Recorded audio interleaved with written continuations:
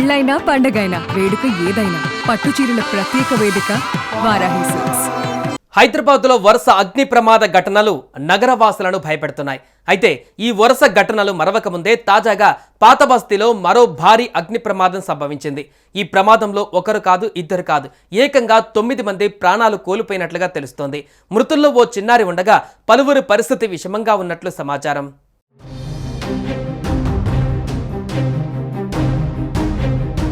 నగరంలోని మీర్ Chowk police station పరిధిలోని ఓ భవనంలో ఉన్నట్టుండి భారీ అగ్ని ప్రమాదం సంభవించింది.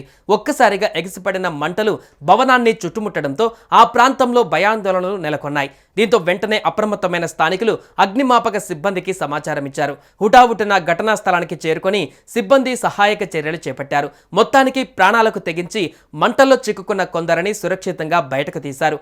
ఈ ప్రమాదంలో పలువురికి స్వల్ప గాయాలు అయినట్లుగా తెలుస్తోంది.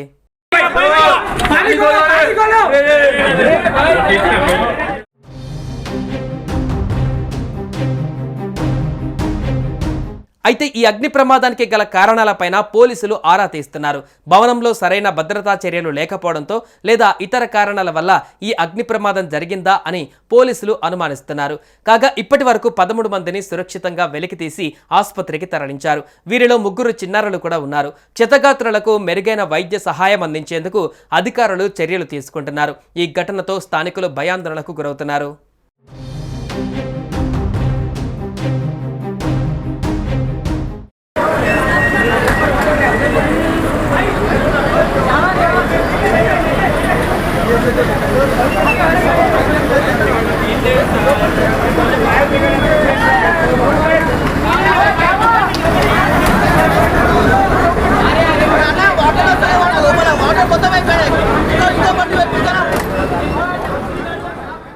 సుమన్ టీవీలో మీ పర్సనల్ అండ్ బిజినెస్ ప్రమోషన్స్ కోసం కింది నెంబర్కి కాంటాక్ట్ చేయండి.